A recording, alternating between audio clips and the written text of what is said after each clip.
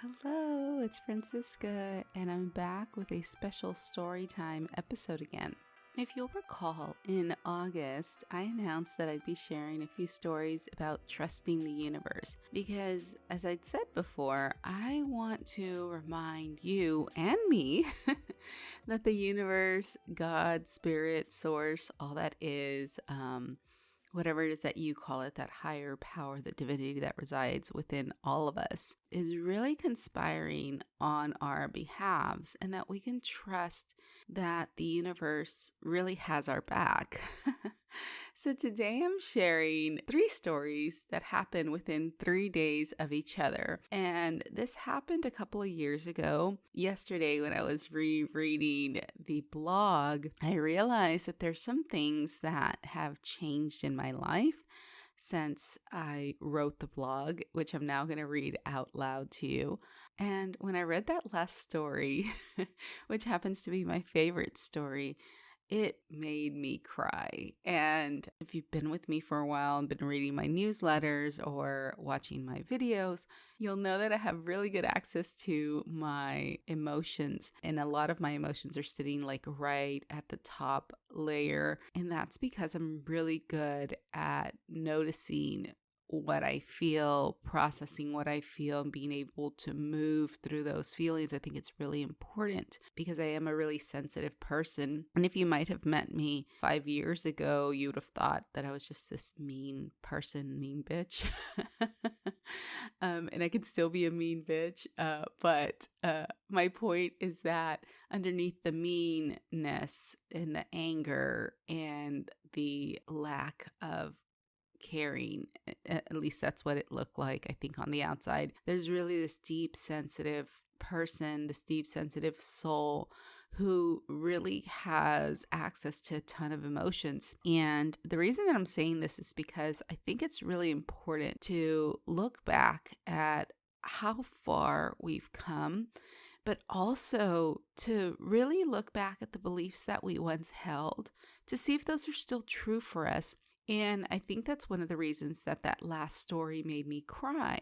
Because even back then, even though I think at that time I was probably the happiest I've been in my whole life, I think that there was still some things that I didn't know. And at this point, if I look back maybe a couple of years from today, there's going to be some things that I don't know yet. And I think it's such a beautiful thing that we can always grow. But looking back, I think really helps us do a few things. It helps us really appreciate how far we've come. It helps us reevaluate beliefs that we once held. And it helps us realize that there is so much more to come. We are never the same. Every day is different, even though sometimes every day might feel the same. And we can't help but to expand. Physiologically, our body is in constant energy. Like, our body needs constant energy to exist. And part of that constant energy is our breath, the way that it flows in and out. The exhalation is not a forced action in our body. It's actually a very passive action in our body. So letting go is a very passive thing. And as we're going into fall, I think it's a really great time to note this because nature automatically lets go. Expansion is inevitable. Change is inevitable.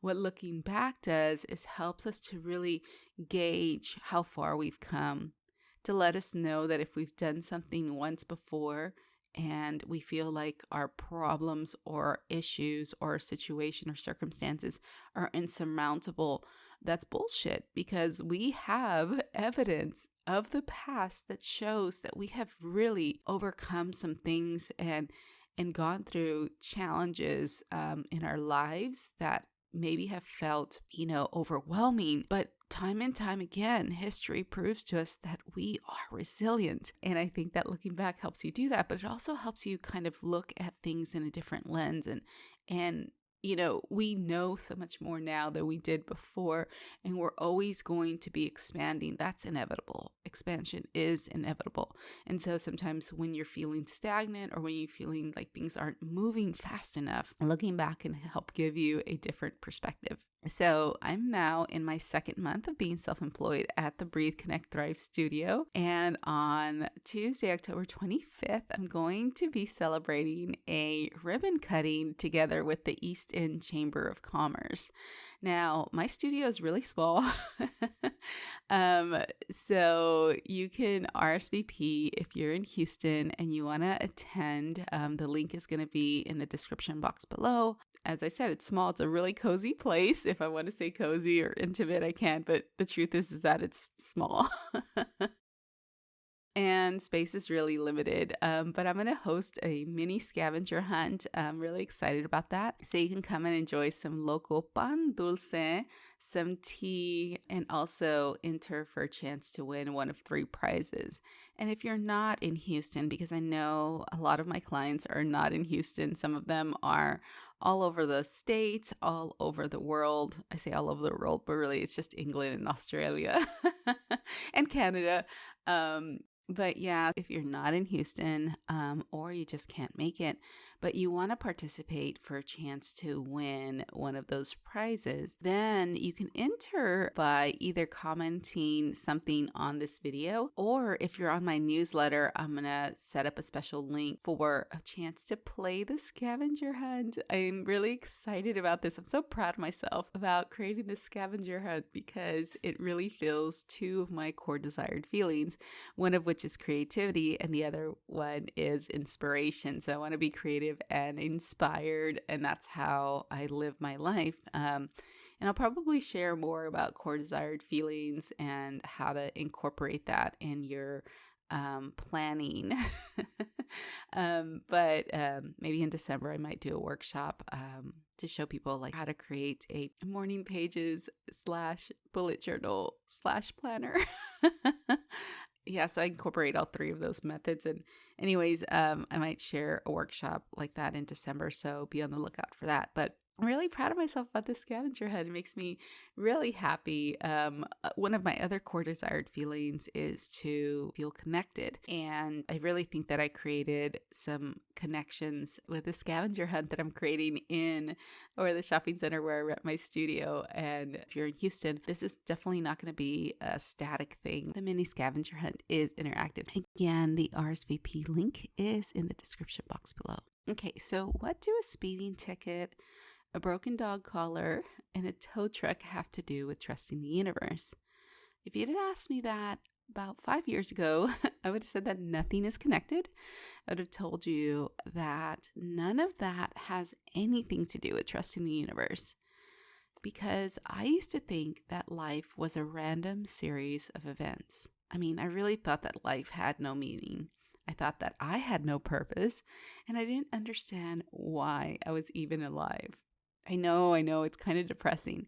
But these days, even though I know that everything is connected, I still need a little bit of a reminder that the universe is conspiring not only on my behalf, but on yours too. So that's why I'm sharing these stories with you again. And in these stories, I share how I was able to relax and really lean in and follow my intuition. And I think it's beautiful to say that now, because sometimes I have a hard time relaxing these days and trusting that my intuition is guiding me. Even though I do at the core know that, following my intuition, following these breadcrumbs is really going to lead to a beautiful place. But I still need that reminder, even though I've had stories like this happen. And I think what happens after we start like opening up that world, after we start following our intuition, it doesn't mean that we don't have moments of doubt. It doesn't mean that, we forever trust that everything is going to be okay. What it means is that we build this relationship with the universe, God, spirit, source, all that is. We build this relationship, and we know that if we've done it before, we can do it again. If the universe has come through for us, or God has delivered for us, or spirit has, led us on these amazing journeys, that that it can happen again.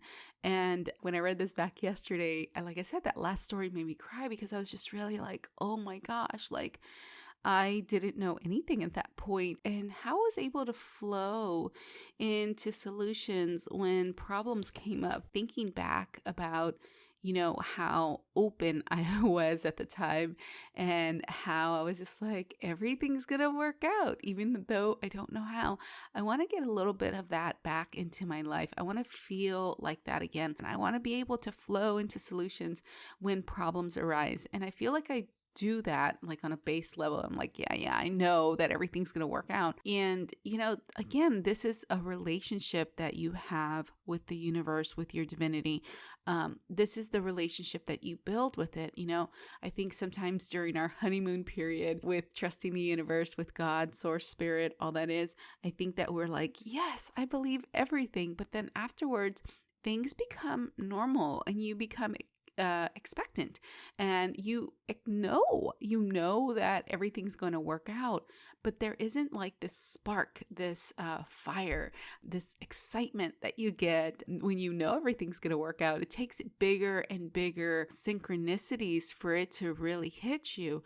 And I think, again, looking back at these synchronicities that we experienced and looking back at how we felt can really help us ignite that fire, ignite that inspiration, ignite that light inside of us that really can force us into action and really force us into maybe even to some passivity, maybe force us into letting go of things and look and reevaluate our life, especially as we go into fall, and look back and see how far we've come so we can harvest that, but also to see what do we need to just really stop taking action on.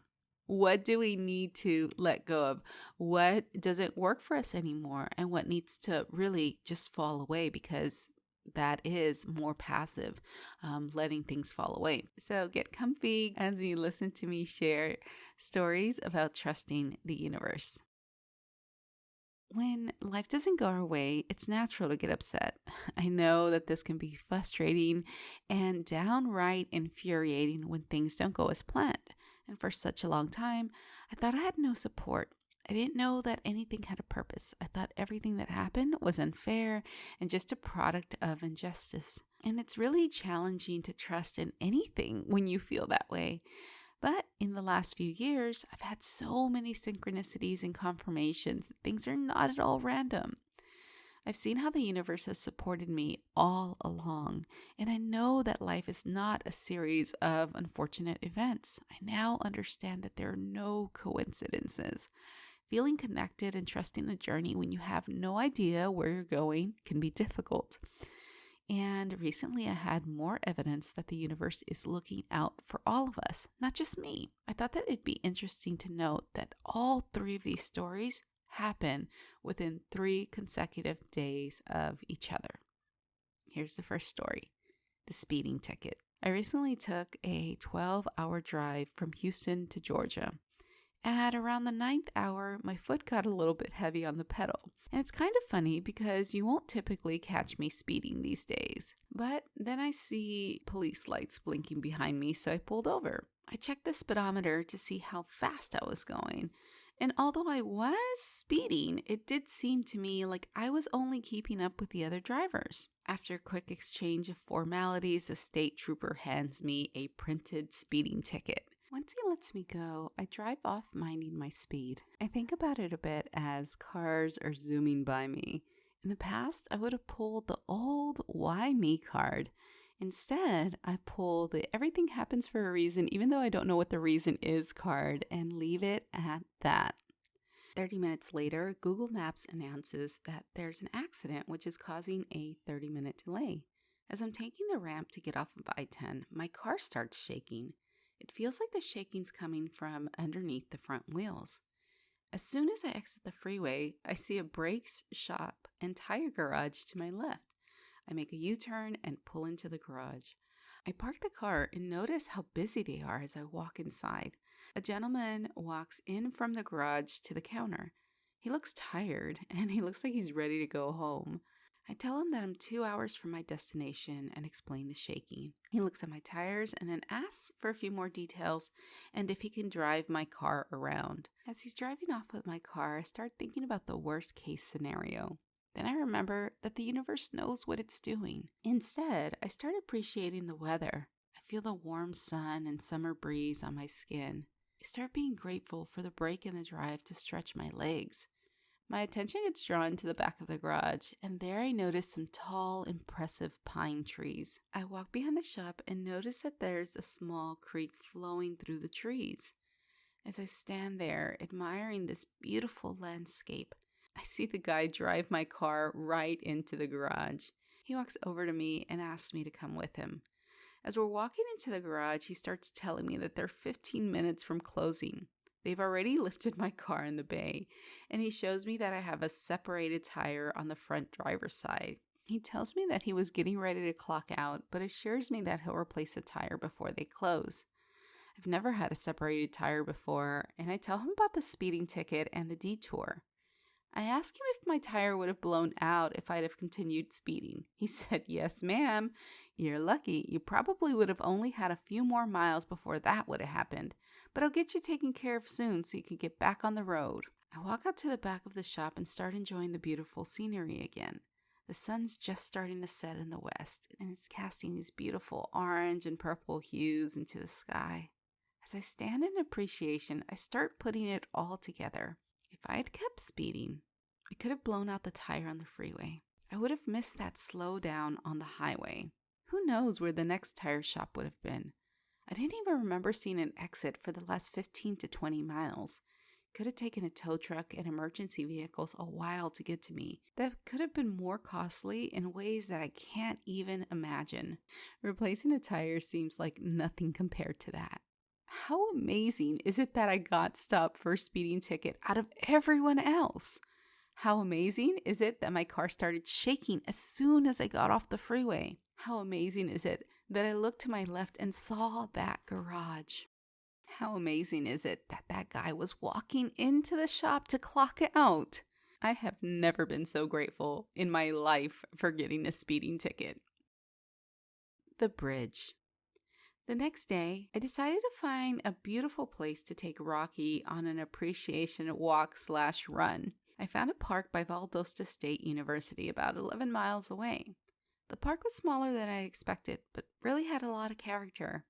I was initially going to walk Rocky on the sidewalk, but then I noticed a sign that mentioned trails. At the corner of my eye, I saw a bridge inside the park, so I decided to take the scenic route. Rocky was pulling a lot, though. While I tried to correct him, I started getting a bit frustrated. I'd forgotten how much he pulled. Then I remembered that if I calmed down, he might calm down too. It'd been a while since we'd been around each other, and he probably hadn't even been to that park. So I just let go of trying to control him, and I stopped resisting.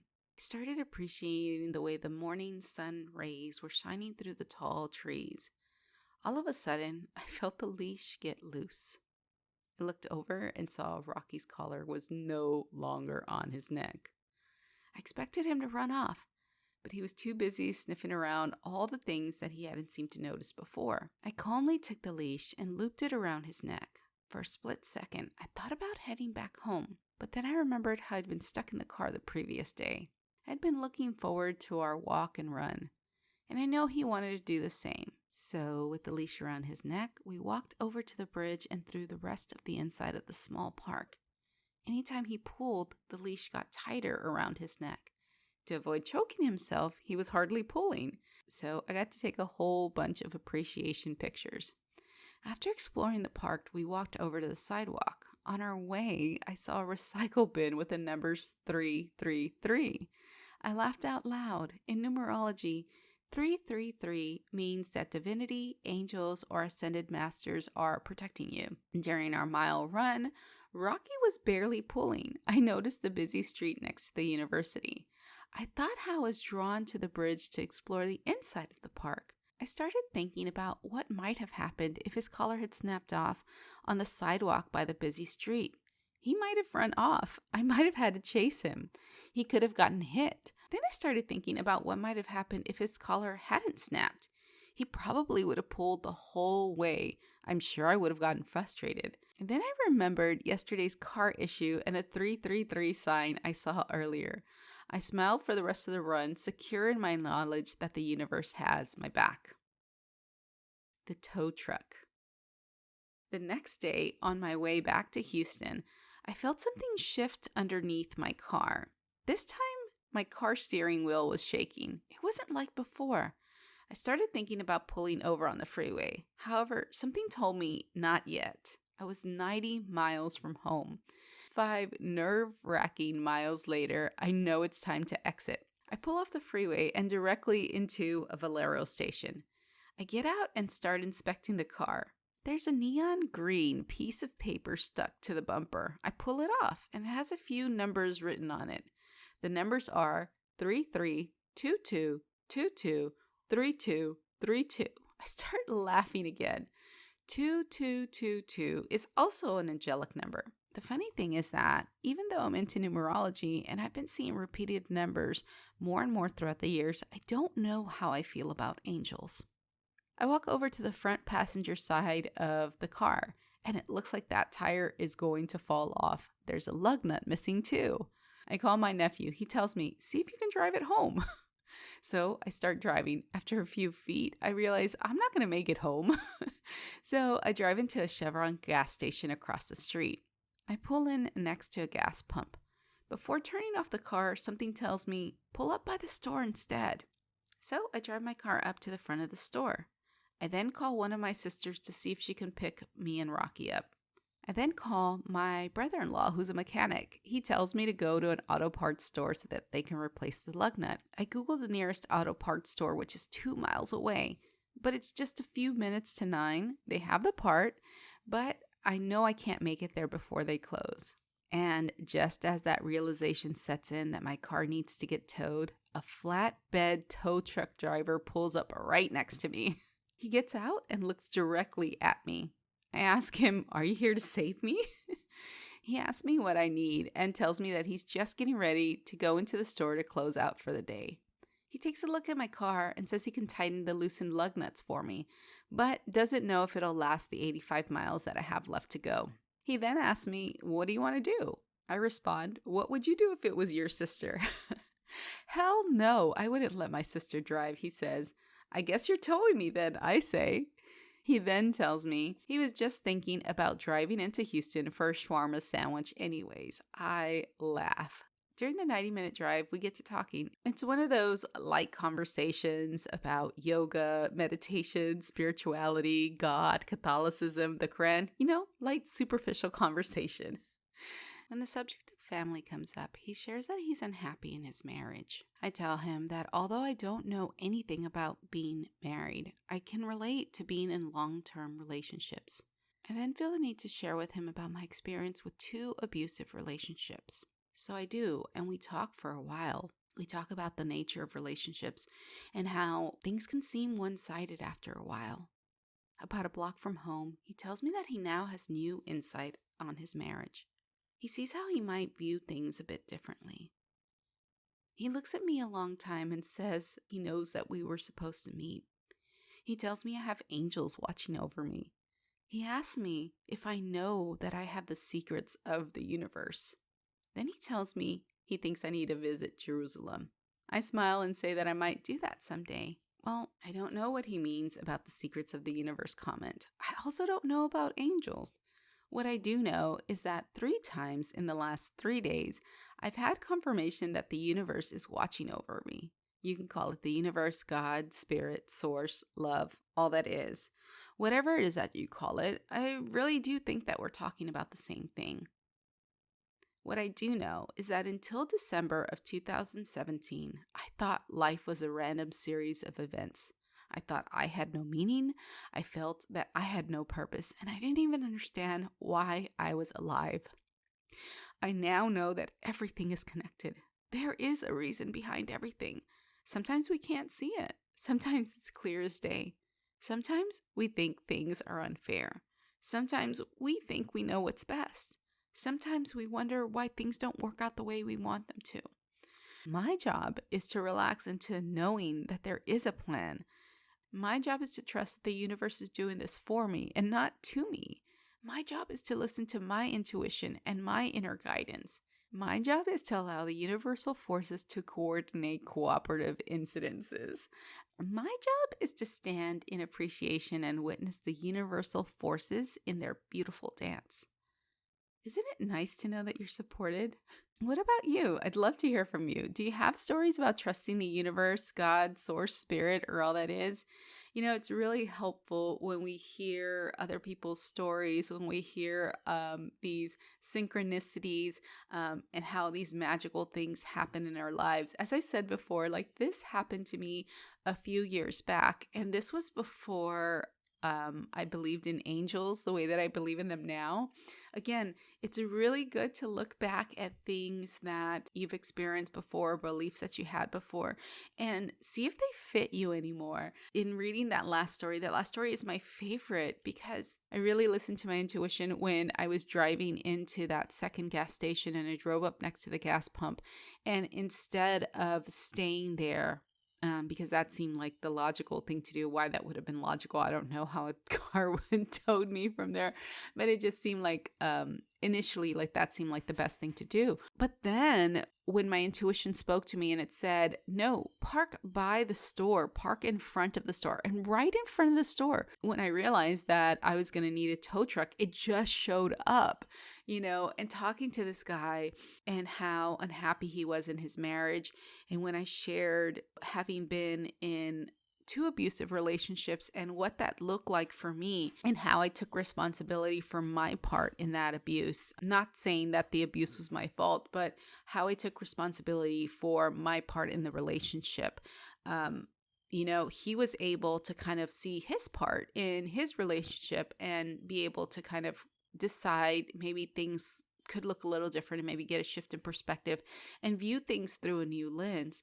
And I have no idea. I've never talked to that guy again. But I do know that one interaction, one experience, one moment can change the trajectory of our path.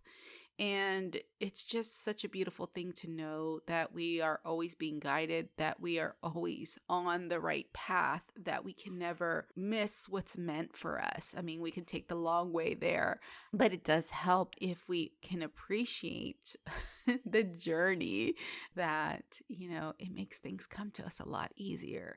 Because again, it's not our job to figure everything out. It's our job to listen to our intuition. It's our job to let ourselves be guided. It's our job to take the action when we are guided towards things. And yeah, I believe that everything is connected.